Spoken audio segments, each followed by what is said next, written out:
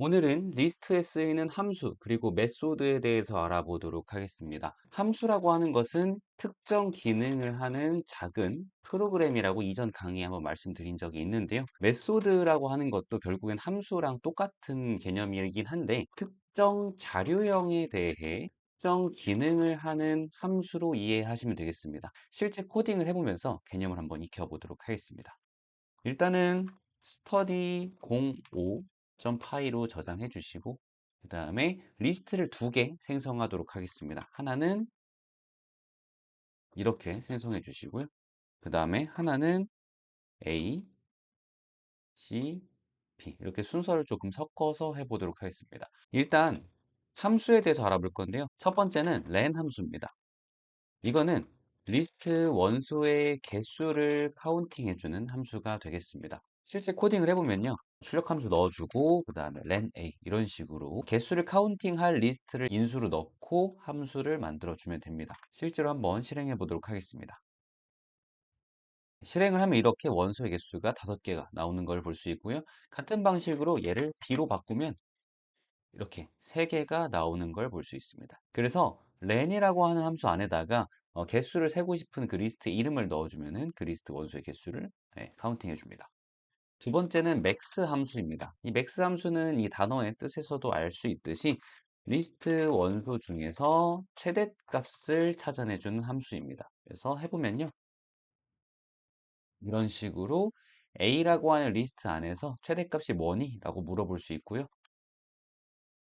당연히 3이 나오는 걸 볼 수 있죠. 이 중에서 3이 제일 크니까요. 같은 방식으로 B를 해볼 건데요. 이 안에서 최대값은 딱 봐도 우리가 C라고 하는 걸 알 수 있죠. 그냥 상식적으로 봤을 때. 그래서 뭐가 나오냐면은 이렇게 C가 나오는 걸 볼 수 있습니다. 세 번째로 최소값도 꺼내볼 수가 있습니다. 리스트 원소 중에서 최소값을 꺼내볼 수 있는데 같은 방식으로 출력함수 내어주고요. 그 다음에 A 이렇게 해주고 얘는 하나 더 해볼게요. 이런 식으로 같이 이렇게 해보고 실행을 해보면요. 가장 작은 값은 1인 걸 알 수 있고요. 그리고 여기서 가장 작은 문자, 작은 문자라기보다 가장 순서가 맨 앞에 있는 문자는 A인 것을 알 수 있습니다.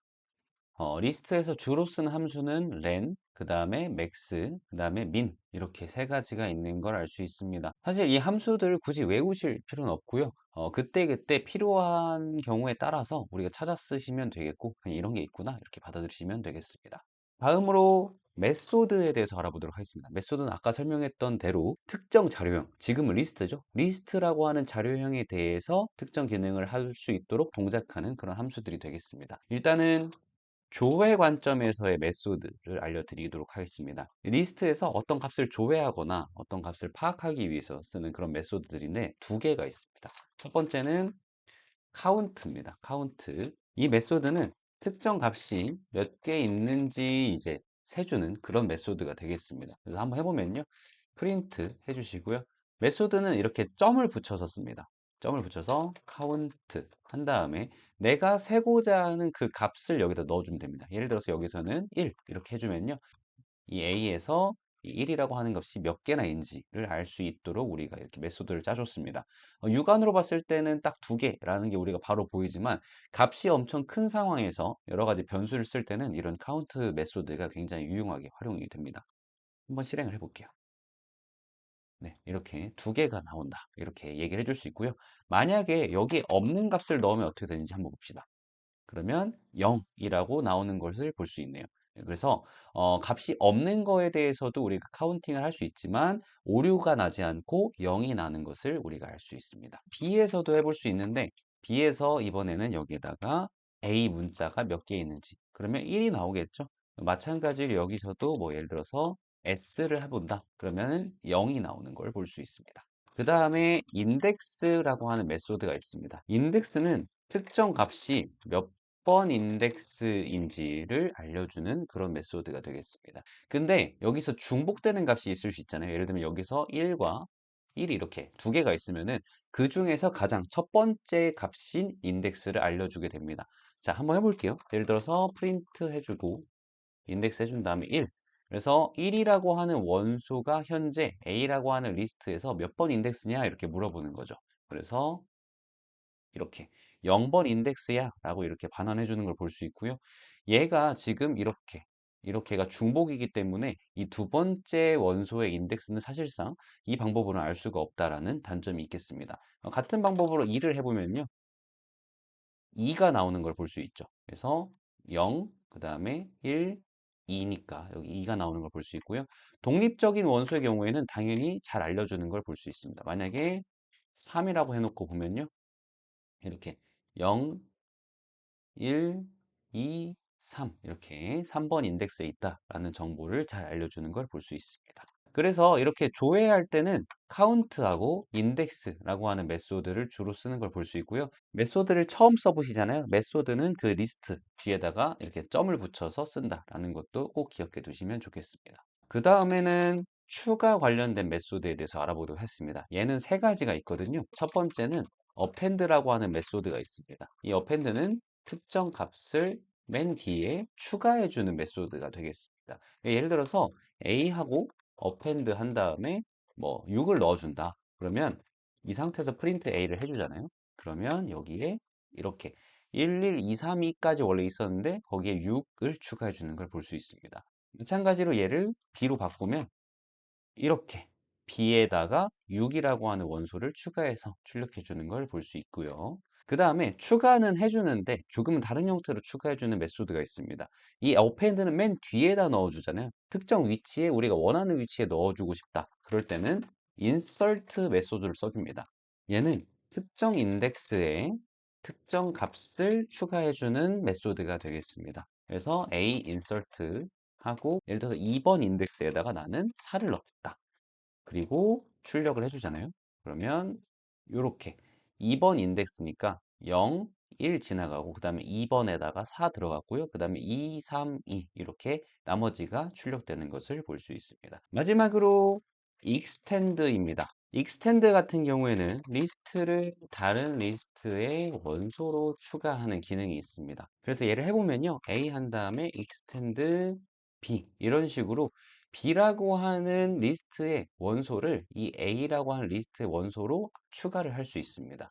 그리고 출력을 해보면 이렇게 A, C, B가 이 A라고 하는 리스트의 원소로 쏙 들어간 걸 볼 수 있습니다. 사실 이거는 append도 가능하긴 하거든요.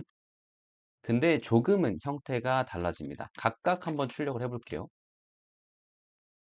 자, 보시면 익스텐드 같은 경우엔 A, C, B 이런 식으로 원소를 아예 그냥 그 리스트의 원소로 넣어주는데 append 같은 경우에는 이 리스트를 통째로 넣어서 리스트 자체가 원소가 되도록 이렇게 해주는 특성이 있습니다. 그래서 extend는 그 집어넣을 리스트의 원소들을 쏙쏙 뽑아서 새로운 리스트에 이렇게 집어넣어주는 그런 기능을 하지만 append는 자기가 지금 넣으려고 하는 그 자체를 그냥 원소화해서 아예 그냥 쑥 넣어주는 그런 차이가 있다. 이렇게 이해하시면 되겠습니다.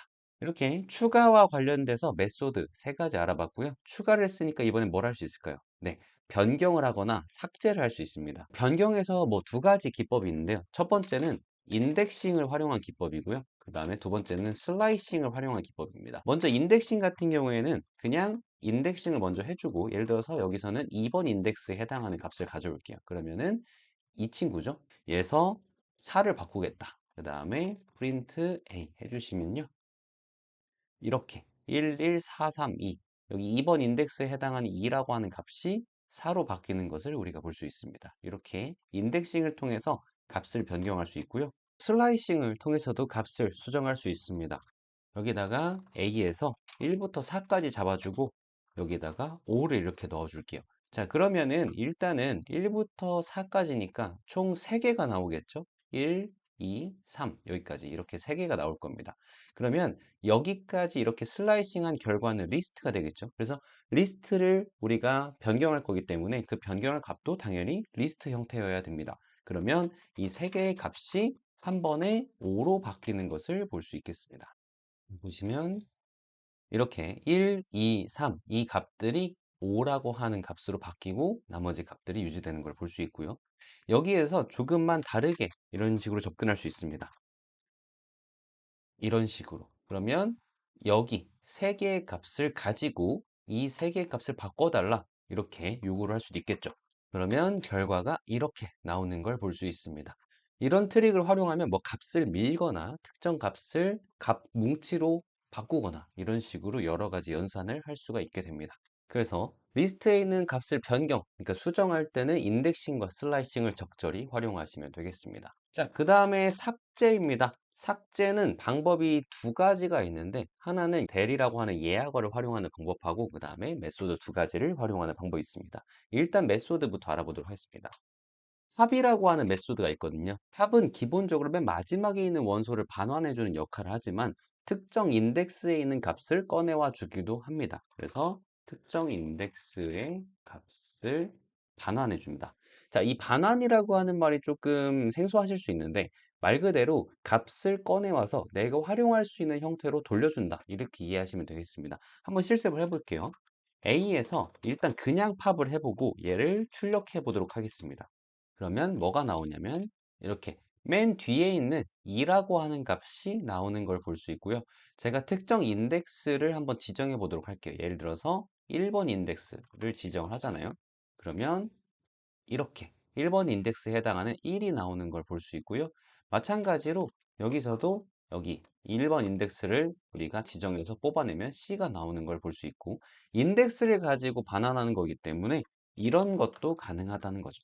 마이너스 1을 활용해서 마이너스 1을 넣어주면 당연히 여기서는 B가 나오겠죠. 이렇게 뒤로 가서 마이너스 1, 마이너스 2, 마이너스 3 이렇게 인덱스를 우리가 세게 되니까요. 그 다음에 remove라고 하는 메소드가 있습니다. 얘는 특정 값을 찾아서 제거합니다. 얘는 반환해주지 않아요. 그냥 제거하고 끝입니다. 해볼게요. A에서 remove 메소드 꺼내주고요. 1이라고 하는 원소를 한번 삭제해 보겠다. 그 다음에 프린트를 해주잖아요. 그러면 이렇게 1이 깔끔하게 날아가는 것을 볼 수 있습니다.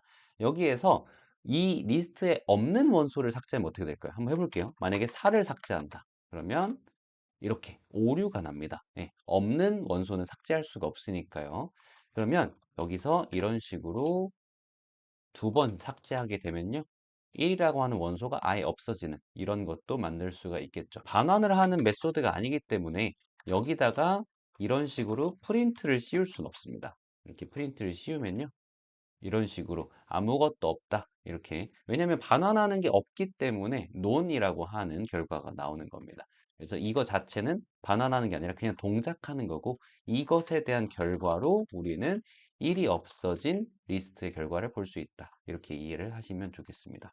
마지막으로 이 대리라고 하는 건 예약어입니다. 예약어는 파이썬에서 예약된 여러 가지 명령어들이 있는데 그 중에 하나이고요. 리스트에서 인덱스를 활용해서 값을 제거해주는 그런 명령어가 되겠습니다.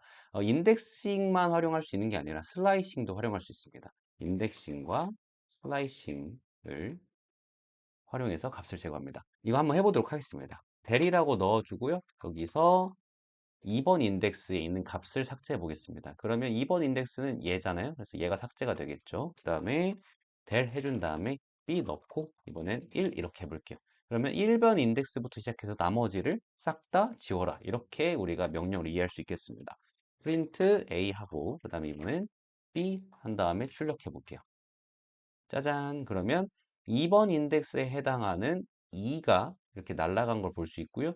그 다음에 1번 인덱스부터 쭉 뒤에 있는 것까지 싹 이렇게 지워진 것을 볼 수 있습니다. 그래서 델은 인덱스를 가지고 인덱싱과 슬라이싱을 통해서 리스트의 값을 제거하는 그런 역할을 하는 예약어가 되겠습니다. 마지막으로 리스트의 처리와 관련된 거에 대해서 알아보도록 하겠습니다. 이 처리라고 하는 말이 조금 이제 생소하긴 한데요.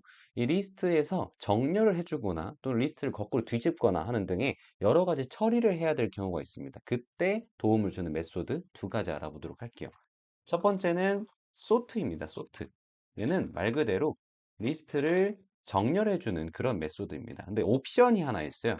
옵션이 리버스를 true로 할 것이냐, false로 할 것이냐에 따라서 오름차순인지 내림차순인지가 달라집니다. 오름차순은 1, 2, 3, 4, 5 이런 식인 거고 내림차순은 5, 4, 3, 2, 1 이런 식으로 정렬되는 것을 이야기하고요.